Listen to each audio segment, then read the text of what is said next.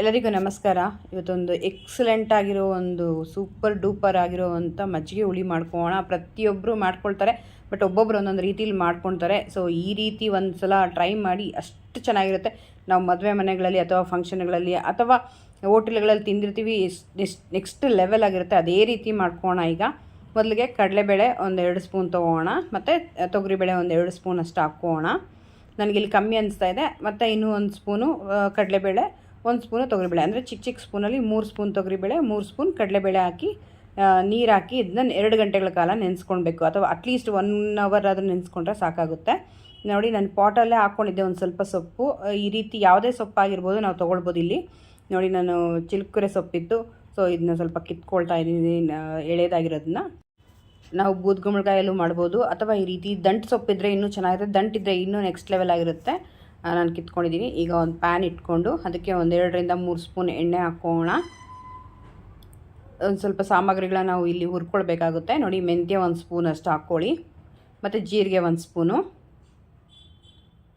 ಮತ್ತು ಮೆಣಸು ಒಂದು 1/4 ಟೇಬಲ್ ಸ್ಪೂನ್ ಅಷ್ಟು ಹಾಕ್ಕೊಂಡು, ಮೆಣಸಿನ್ಕಾಯಿ ಖಾರ ಜಾಸ್ತಿ ಇರಬಾರ್ದು, ಹದವಾಗಿರಬೇಕು, ಮೈಲ್ಡಾಗಿರಬೇಕಾಗುತ್ತೆ.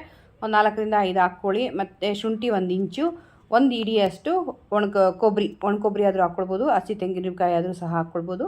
ಹಸಿ ತೆಂಗಿನಕಾಯಿ 1 ಇಡಿಯಷ್ಟು ಹಾಕಿದ್ದೀನಿ. ಮತ್ತು 2 ಸ್ಪೂನಷ್ಟು ಕೊತ್ತಂಬರಿ ಬೀಜ ತೊಗೊಂಡಿದ್ದೀನಿ. ಇದು ನೆಕ್ಸ್ಟ್ ಲೆವೆಲ್ ಟೇಸ್ಟ್ ಕೊಡುತ್ತೆ. ಈ ರೀತಿ ಹಾಕಿ ಚೆನ್ನಾಗಿ ಹುರ್ಕೊಳ್ಳಿ. ಎಷ್ಟು ಚೆನ್ನಾಗಿ ನಾವು ಹುರ್ಕೊಳ್ತೀವೋ ಅಷ್ಟು ಚೆನ್ನಾಗಿರುತ್ತೆ ಈ ಫ್ಲೇವರು, ಆರೋಮೆಟಿಕ್ ಅನ್ನೋದು. ಕರ್ಬೇವಿನ ಸೊಪ್ಪು ಒಂದು ಸ್ವಲ್ಪ ಹಾಕ್ಕೊಳ್ಳಿ, ಜಾಸ್ತಿ ಬೇಡ, ಸ್ವಲ್ಪ. ಮತ್ತು ಏನು ನೆನೆಸಿಟ್ಕೊಂಡಿದ್ದೀವಿ ಕಡಲೆಬೇಳೆ ಮತ್ತು ತೊಗರಿಬೇಳೆನ ಅದನ್ನು ಸಹ ಹಾಕಿ ಚೆನ್ನಾಗಿ ನಾವು ಫ್ರೈ ಮಾಡ್ಕೊಳ್ಬೇಕಾಗುತ್ತೆ. ಇದು ಒಂದು ಅರೋಮ್ಯಾಟಿಕ್ಕಾಗಿ ಹುರ್ಕೊಳ್ಬೇಕಾಗುತ್ತೆ. ಒಂದು ಕನ್ಸಿಸ್ಟೆನ್ಸಿಯಲ್ಲೇ ಹುರ್ಕೊಂಡ್ರೆ ನಮ್ಮ ನಿಜವಾಗ್ಲೂ ನೆಕ್ಸ್ಟ್ ಲೆವೆಲ್ ಆಗಿರುತ್ತೆ. ಹುರ್ಕೊಳ್ಳೋದ್ರಲ್ಲೇ ನಮ್ಮ ಮಸಾಲೆ ಟೇಸ್ಟ್ ಅನ್ನೋದು ಚೆನ್ನಾಗಿ ಬರೋದು. ಚೆನ್ನಾಗಿ ಹುರ್ಕೊಂಡಾದ್ಮೇಲೆ ಈ ರೀತಿ ನೀಟಾಗಿ ರುಬ್ಕೊಳ್ಬೇಕಾಗುತ್ತೆ, ಫೈನ್ ಪೇಸ್ಟ್ ಮಾಡ್ಕೊಳ್ಬೇಕಾಗುತ್ತೆ. ಸ್ವಲ್ಪ ನೀರು ಹಾಕ್ಕೊಳ್ಳಿ.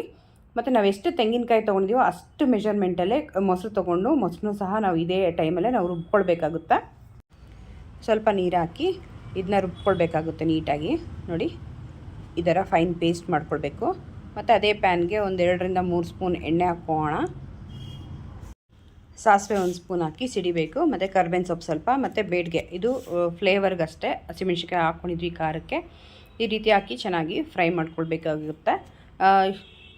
ಯಾವಾಗಲೂ ನಾವು ಈ ರೀತಿ ಹಾಕಿ ಚೆನ್ನಾಗಿ ನೀಟಾಗಿ ಸಾಸಿವೆ ಸಿಡಿದ್ರೇ ಚೆನ್ನಾಗಿರುತ್ತೆ. ಮತ್ತು ಈ ರೀತಿ ಫ್ರೈ ಆದರೆ ನೆಕ್ಸ್ಟ್ ಲೆವೆಲ್ ಆಗಿರುತ್ತೆ. 1 ಇಡೀ ಸೊಪ್ಪು ತೊಗೊಂಡಿದ್ದೆ ಅಲ್ವಾ, ಅದನ್ನ ನೀಟಾಗಿ ತೊಳೆದು ಈ ರೀತಿ ಕಟ್ ಮಾಡಿ ಸಣ್ಣ ಸಣ್ಣಗೆ ಹಾಕ್ಕೊಳ್ತಾ ಇದ್ದೀನಿ.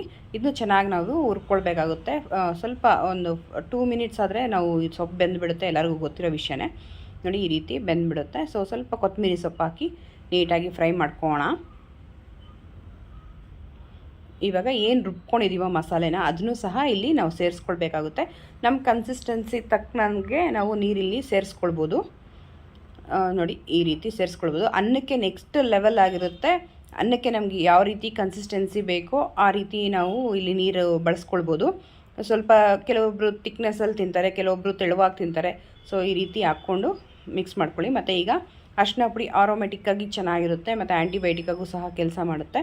ಸೊ ಅರಿಶಿನ ಪುಡಿ ಕಲರ್ಫುಲ್ ಆಗಿರುತ್ತೆ, ಹಾಕ್ಕೊಳ್ಳಿ. ಮತ್ತು 1-2 ಚಿಟಿಕೆ ಅಷ್ಟು ಹಿಂಗು ಸಹ ಹಾಕೋಣ. ಮತ್ತು ರುಚಿಗೆ ತಕ್ಕಷ್ಟು ಉಪ್ಪು, ಇಷ್ಟನ್ನು ಹಾಕಿ ಚೆನ್ನಾಗಿ ನೀಟಾಗಿ ಮಿಕ್ಸ್ ಮಾಡ್ಕೊಳ್ಳಿ. ನೋಡಿ, ಕನ್ಸಿಸ್ಟೆನ್ಸಿ ನನಗಿನ್ನೂ ಸ್ವಲ್ಪ ಸಾಕಾಗಿಲ್ಲ. ಸ್ವಲ್ಪ ನೀರು ಹಾಕಿ ಕುದಿಸ್ಕೊಳ್ತಾ ಇದ್ದೀನಿ. ಇದು 1 ರಿಂದ ಅಥವಾ 2 ಕುದಿ ಬಂದರೆ ಸಾಕಾಗುತ್ತೆ, ನೆಕ್ಸ್ಟ್ ಲೆವೆಲ್ ಆಗಿರುತ್ತೆ. ಡೈರೆಕ್ಟಾಗಿ ಮೊಸರು ಹಾಕ್ಕೊಳ್ಬೋದು, ಬಟ್ ಆ ರೀತಿ ಹಾಕಿದ್ರೆ ನಮ್ಗೆ ಹುಳಿ ಅಂಶ ಜಾಸ್ತಿ ಬರುತ್ತೆ. ಹುಳಿ ಅಂಶ ನಮ್ಗೆ ಬರದೇ ಇರಬೇಕು ಅಂದರೆ ಈ ರೀತಿ ರುಬ್ಕೊಂಡು ಮಾಡ್ಕೊಳ್ಳೋದ್ರಿಂದ ನಮ್ಗೆ ಹುಳಿ ಅಂಶ ಎಲ್ಲೂ ಗೊತ್ತಾಗೋದು ಇಲ್ಲ, ಬರೋದು ಇಲ್ಲ. ಬೆಳಗ್ಗೆ ಮಾಡಿದ್ರೆ ಸಂಜೆ ತನಕ ಸೇಮ್ ಟೇಸ್ಟಲ್ಲೇ ಇರುತ್ತೆ. ಹುಳಿ ಅನ್ನೋದು ಸ್ವಲ್ಪನೂ ಬರಲ್ಲ, ಅಷ್ಟು ಚೆನ್ನಾಗಿರುತ್ತೆ. ನೋಡಿ, 1-2 ಕುದಿ ಬಂದಿದೆ. 1 ಇಡೀ ಸೊಪ್ಪಲ್ಲಿ ಆರೋಗ್ಯಕರವಾದ ಈ ರೀತಿ ಸಾರು ಮಾಡ್ಕೊಂಡು ತಿನ್ನಿ. ನೀವೇ ಕಳೆದೋಗ್ತೀರಾ ಊಟ ಮಾಡ್ತಿದ್ರೆ, ಅಷ್ಟು ಚೆನ್ನಾಗಿರುತ್ತೆ. ಹುಳಿ ಅನ್ನೋದು ಬರಲ್ಲ, ಅಥವಾ ಮಜ್ಜಿಗೆ ನಾವು ತಿಂತಾಯಿದ್ದೀವಿ ಅನ್ನೋ ಫೀಲೂ ಸಹ ಬರಲ್ಲ, ಅಷ್ಟು ಚೆನ್ನಾಗಿರುತ್ತೆ. ಬಟ್ ಕೋಲ್ಡು ನೆಗಡಿ ಆಗಿರೋರು ನನಗೆ ತಿನ್ನಬಾರ್ದಪ್ಪ ಮೊಸರು ಅನ್ನೋರು ಈ ರೀತಿ ಖಂಡಿತವಾಗ್ಲೂ ಮಾಡ್ಕೊಂಡು ತಿನ್ನಿ, ಆರೋಗ್ಯವಾಗೂ ಚೆನ್ನಾಗಿರುತ್ತೆ. ನೋಡಿ, ಎಷ್ಟು ಚೆನ್ನಾಗಿದೆ. ಈ ರೀತಿ ಸ್ವಲ್ಪ ಅನ್ನ ಹಾಕ್ಕೊಂಡು ಜಾಸ್ತಿ ಸಾಂಬಾರು ಹಾಕ್ಕೊಂಡು ತಿಂದರೆ ಕಳೆದೇ ಹೋಗ್ಬಿಡ್ತೀವಿ ನಾವು, ಅಷ್ಟು ಚೆನ್ನಾಗಿರುತ್ತೆ. ಮಜ್ಜಿಗೆ ಹುಳಿ ಅನ್ನೋದು ಸೋರೆಕಾಯಿ ಮತ್ತು ಕುಂಬಳಕಾಯಿ ಮತ್ತು ಸೊಪ್ಪು ಕೆಲವೊಂದು ಬೀಜಗಳು ಹಾಕಿ, ಅಂದರೆ ಕಾಳುಗಳನ್ನು ಹಾಕಿ ಮಾಡ್ತಾರೆ. ನೆಕ್ಸ್ಟ್ ಲೆವೆಲ್ ಆಗಿರುತ್ತೆ, ತುಂಬಾ ಚೆನ್ನಾಗಿರುತ್ತೆ.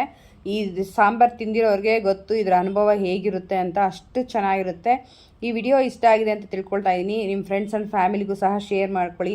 ಇನ್ನು ಯಾರೆಲ್ಲ ನನ್ನ ಪೇಜ್ನ ಫಾಲೋ ಮಾಡಿಲ್ಲ, ಸಬ್ಸ್ಕ್ರೈಬ್ ಮಾಡಿಲ್ಲ, ಪ್ಲೀಸ್ ಫಾಲೋ ಆ್ಯಂಡ್ ಸಬ್ಸ್ಕ್ರೈಬ್ ಮಾಡಿ, ಸಪೋರ್ಟ್ ಮಾಡಿ. ಹೊಸ ರೆಸಿಪಿಯೊಂದಿಗೆ ಮತ್ತೆ ಸಿಗೋಣ. ಅಲ್ಲಿ ತನಕ ಟೇಕ್ ಕೇರ್, ಬಾಯ್. ನಿಮ್ಮ ದಿನ ಶುಭವಾಗಿರಲಿ.